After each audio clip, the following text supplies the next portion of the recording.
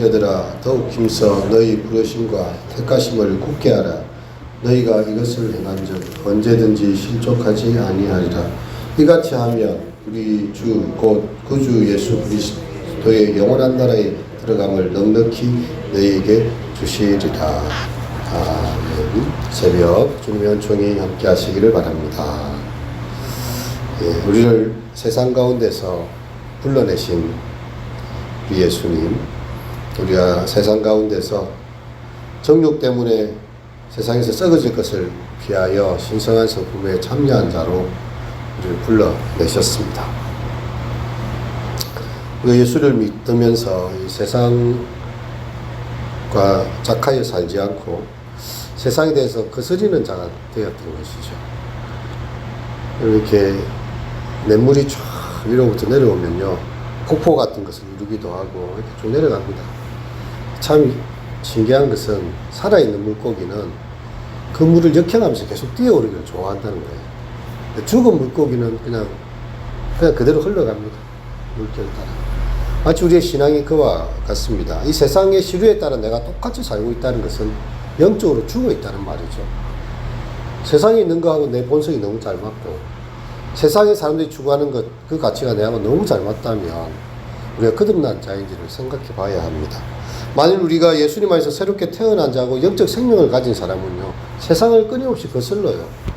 우리의 육신의 정욕을 거스리고 신의 성품에 참여한 자로서 이렇게 살아있음이 물을 거스리는 것으로 나타나게 됩니다. 우리는 어떤 사람은 몰라서도 이렇게 짓는 죄가 있고 또 어떤 일은 또 알면서도 짓는 죄가 있죠. 그래서 우리는 하나님의 말씀을 통해서 우리가 그 뜻을 분별하고 성령의 충만함을 통해서 그 뜻을 행할 능력을 얻는 것입니다.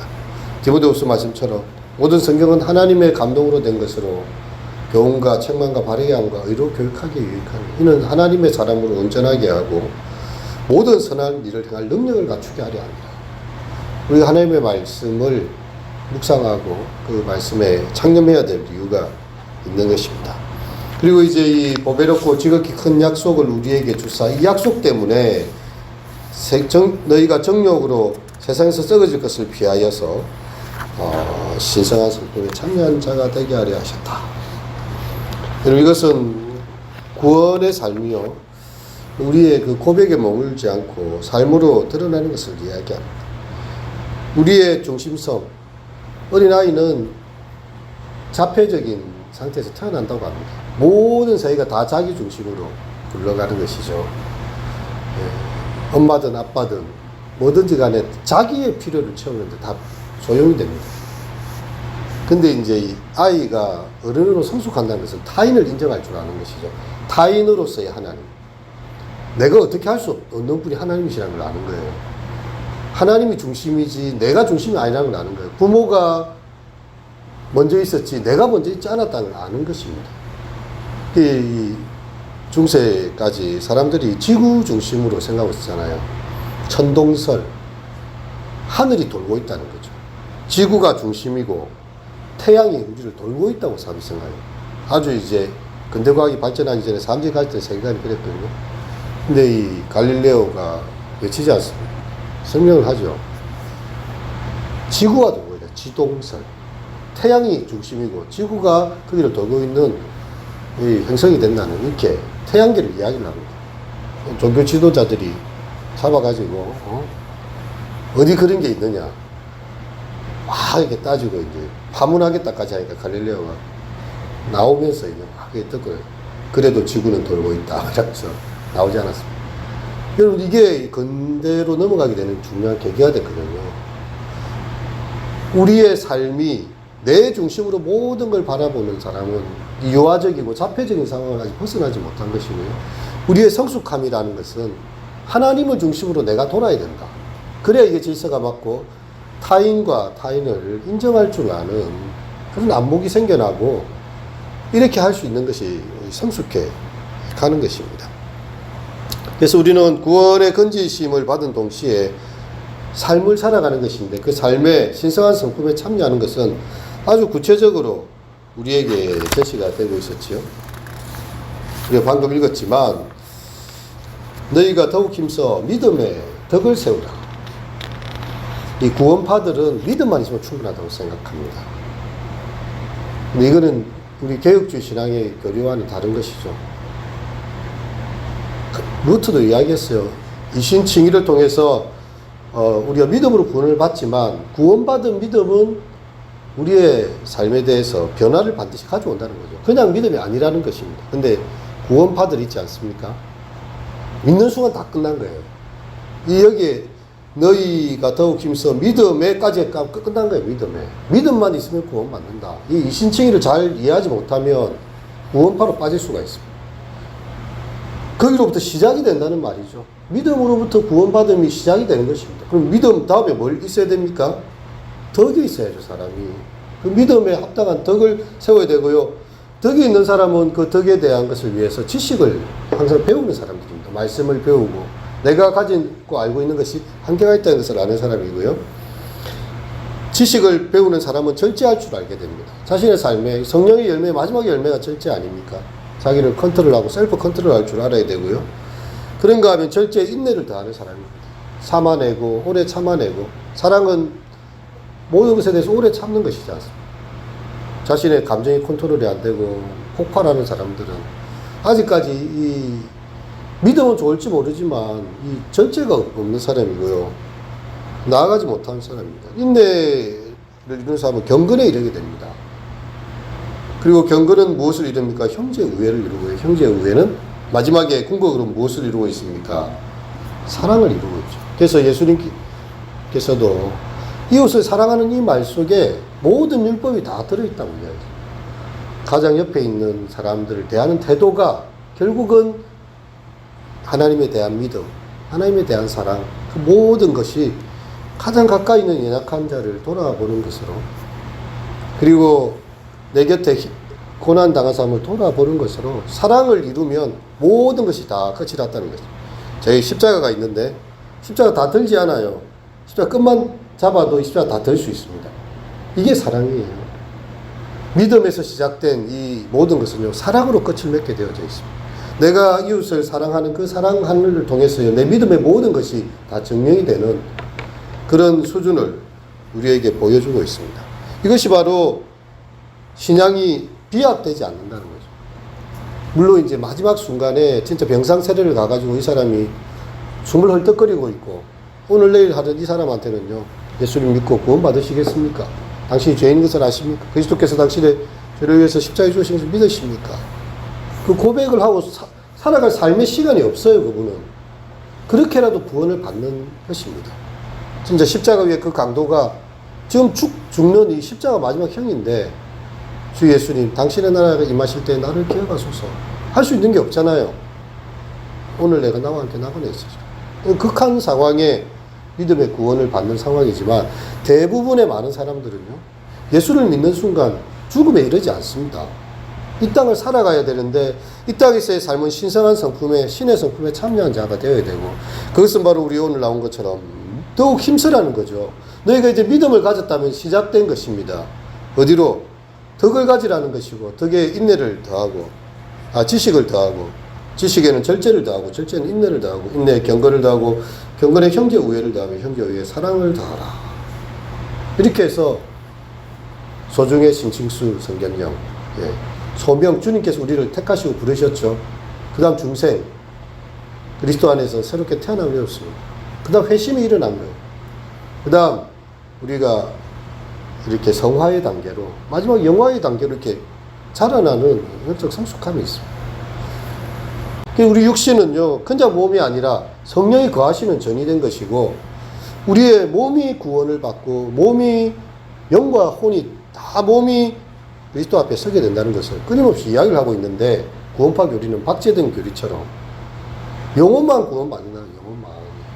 육신으로 거짓말하지, 악행을 하지, 뭐 하든지 당신은 구원받았다, 이렇게 사람들한테 이야기하니까요, 얼마나 사람들에게 자유를 줍니까? 자유가 아니고 방종을 이루게 하죠.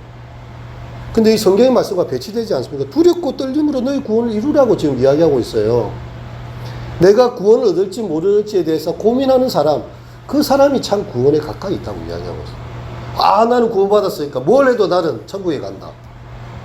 이 얼마나 이렇게 교만하고 자신을 정당화하는 이 이단의 교리죠. 근데 우리 초대 한국 교회요, 이 구원파가 엄청 들어와가지고 그 계열을 이루었습니다. 그게 우리 광옥수파 아닙니까? 저기 부산에 다진을 치고 있죠. 그런 데서 KBS 빌려가지고 그런 설교를 하고 있어요. 한편으로 들으면 이게 이 말이 맞는 것 같기도 한데 뭔가 빠졌잖아요. 그게 무엇인가 하면 이 성화의 교리입니다. 예수를 믿고 거룩함으로 나아가는 신의 성품에 참여한 자로 살아가야 될 삶의 그게 다 빠져버렸어요. 사랑도 필요 없고 덕도 필요 없습니다. 절제도 필요 없습니다. 믿음으로 끝이 난 거예요, 벌써. 예수님 그렇게 말한 적이 없어요. 선지자와 참선지자, 거의 선지자 구분할 때에 말하는 것이 필요한 게 아니라 행위로 알리라, 열매로 알리라 했잖아요. 열매. 그게 온갖 이단들은요, 결국은 교주들의 배만 불리는 거예요. 신자들은 끊임없이 다 바쳐라, 이거다. 다 바쳐라. 뭡니까? 교주의 배를 불리는 것입니다. 그게 아니잖아요. 사랑을 나누고, 형제 우애를 나누고, 오래 참음으로, 절제로, 그렇게 해서 그리스도를 알기에 너희가 게으르지 않고 열매 없는 자가 되기를 원치 않는다. 우리의 삶에 예수를 믿음은 이런 선행의 열매로 마땅히 나타나야 되는 열매인데, 그것은 자기 절제가 돼야 되고 나눔이 되어야 되고 사랑이 되어야 되는데 다 빼버립니다. 당신들 구원받았으니 다 헌금하고 이 교주들의 배만 불러가잖아요. 그래서 그게 이단 아닙니까? 통일교 이번에 그 일본에서 발칵 뒤집어졌잖아요. 예, 아베 신조가 통일교와 관련된 그것 때문에 분노했던 그 청년이 이 아베와 이게 연관이 되어 있래가지고 저격하는 사건이 일어났잖아요. 그래서 통일교의 실체, 통일교도 우리 한국에서 나왔거든. 통일교회관, 통일교의 성지가 범일동에 있습니다. 범천동에. 교통부 가면 딱 거기가 있어요. 거기가 통일교의 탄생지예요. 피가름에 대한 이야기를 하는 거죠, 자기들은. 문성명, 예, 하나님이고, 예수님은 결혼을 안 해서 이렇게 실패했다. 자기가 새롭게 온 예수이기 때문에 자기와 결혼해야 된다. 이 성적 문란함을 구원의 교리로 설파하고 있어요. 그래갖고 자기와 이렇게 잠자리 했던 사람이 또 다른 사람과 잠자리라고, 잠자리 이렇게 해서 그 피가, 예, 문성명을 통한 이 피에 이게 구원의 이걸 이룬다, 통일교가. 그래서 결혼할 사람도 다 짝지어줘. 근데 이런 것들이 전 세계에 유행하고 있습니다. 그들에게 윤리가 없어요. 그들에게 이 오늘에 말씀하고 있는 열매에 대한 부분이 없습니다. 오직 구원과 믿음, 교주에 대한 믿음이지 정말 예수 그리스도에 대한 믿음이겠습니까? 다 빠져버린 그런 모습들이죠. 이런 것이 없는 자는 맹인이라 멀리 보지 못하고 그의 예체가 깨끗하게 된 것을 잊었느니라. 이렇게 이야기해요. 이 맹인이 무엇입니까? 눈이 있습니다. 하지만 보지 못하는 거죠. 여러분, 우리가 신앙에 있어가지고 다시 한번 회복된다는 것은 영적인 안목을 살리는 것입니다. 우리의 죄인됨을 보는 것이고, 이 땅의 타락됨을 보는 것이고, 우리가 하나님 앞에서 이제 옛 정욕을 따라 썩어져가는 옛 일들을 벗어버리고, 이제 우리는 하나님의 말씀을 따라서 그렇게 신의 성품에 참여한 자로, 성경의 의와 사랑을 가진 자로 그렇게 살아가야 하는 것이죠.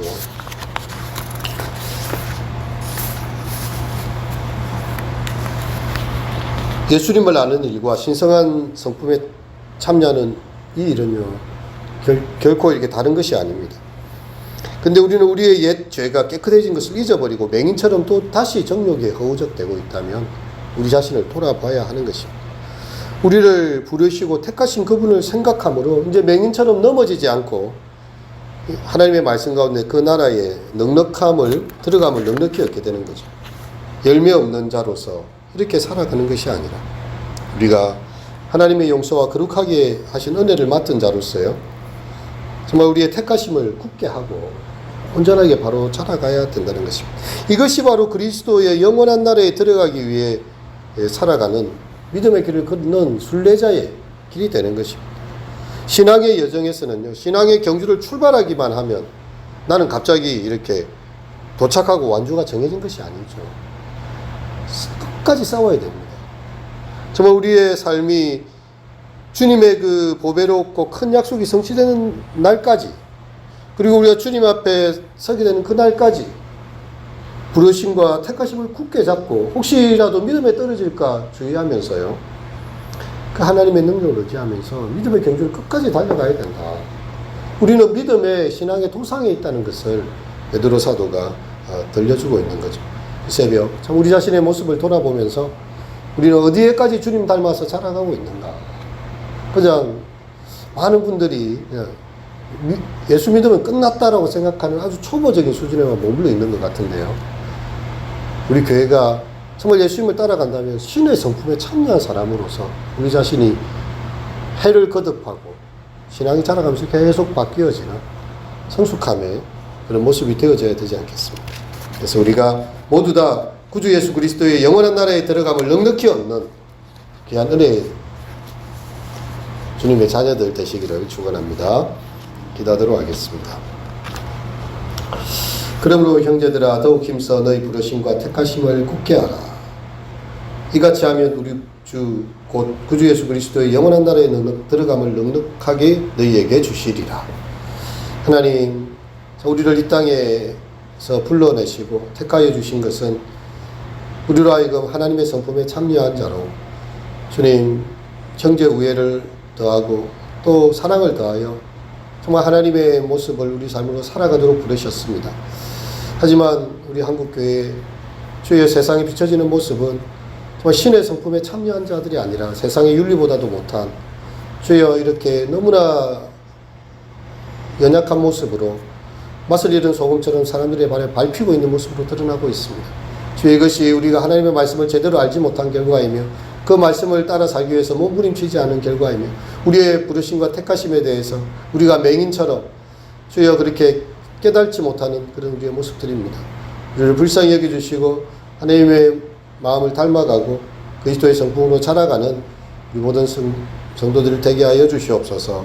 예수님의 이름으로 기도합니다. 아멘. 찬송가